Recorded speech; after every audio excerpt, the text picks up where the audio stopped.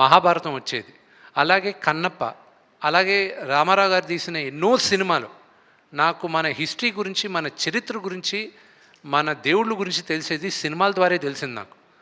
Comic book కల్చర్లో తెలిసింది నాకు. కానీ ఈ జనరేషన్లో కామిక్ బుక్ కల్చర్ లేదు, సినిమాల ద్వారా తెలియాలి. So it is my attempt.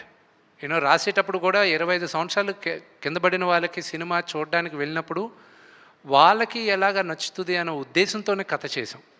So అంతేగాని కకృతితో టికెట్ ప్రైజెస్ పెంచట్లా. విష్ణు గారు, ప్రభాస్ లాంటి స్టార్ని ఈ ప్రాజెక్ట్లోకి తీసుకొచ్చారు. అది మీ పెద్ద విజయం, అది బిగ్గెస్ట్ సక్సెస్. కాకపోతే అంటే ఆయన కనీసం ప్రీ రిలీజ్ ఫంక్షన్లో తీసుకొచ్చుంటే ప్రభాస్ ఫ్యాన్స్ ఇంకొంచెం హ్యాపీగా ఉండేదేమో. ఆ ప్రయత్నం ఎందుకు చేయలేదు? నా బ్రదర్కి మొహమాటం,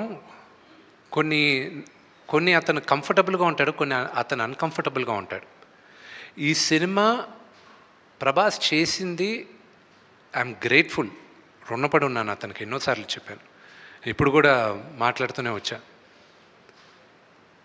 అతనికి ఇబ్బంది ఏం కలుగుతుందో నాకు తెలుసు.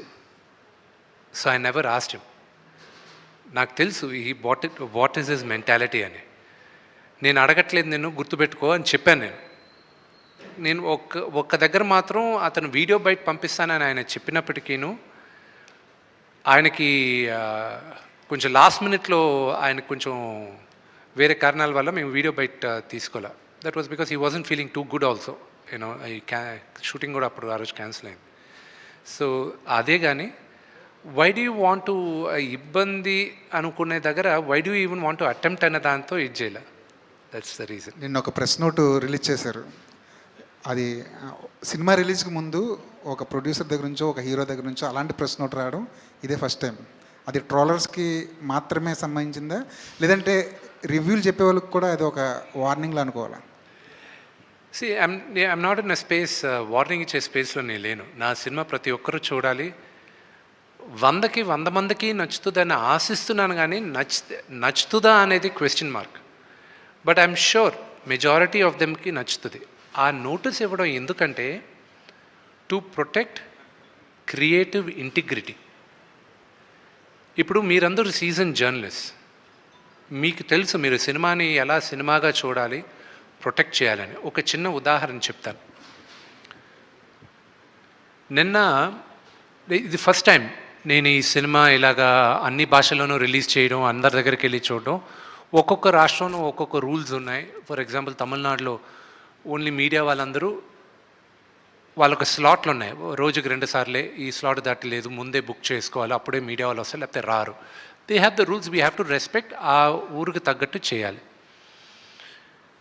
నార్త్కి వెళ్ళేసరికి వాళ్ళు రివ్యూవర్స్కి ముందు చూపిస్తారంట కొంతమందికి. అండ్ ఎంబార్గో అంటారు దాన్ని. ఎంబార్గో అంటే మీరు చూడొచ్చు, మీ ఒపీనియన్ మీరు రాయొచ్చు, కానీ సినిమా రిలీజ్ రోజు మార్నింగే రాయాలి, దానికి ముందు రాయకూడదు అనేది రూల్ ఉంటుంది. నిన్న నేను బాంబేలో నేను చూపిన cinema I don't have a control, అక్కడ ఎవరెవరు చూస్తారో మా వాళ్ళు ఇప్పటికి కూడా కర్ణాటక ప్రింట్లు వెళ్తున్నాయి. We're last minute we're having pressures like that. నిన్న వాళ్ళు చూశారు, నాకేంటి ఆతృత ఏంటంటే వీళ్ళు సినిమా చూసేశారు, how will this the first time outsiders Kannappa అంటే ఏంటో తెలియక ఏమీ తెలియని వాళ్ళు మొదటిసారి చూశారు, మన చరిత్ర కూడా తెలియని వాళ్ళు చూశారు.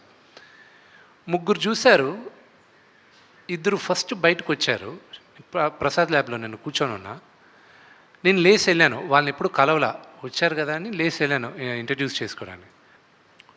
ఐ ఫెల్ట్, నాకు ఏడుపు వచ్చింది. I don't know what to react. He said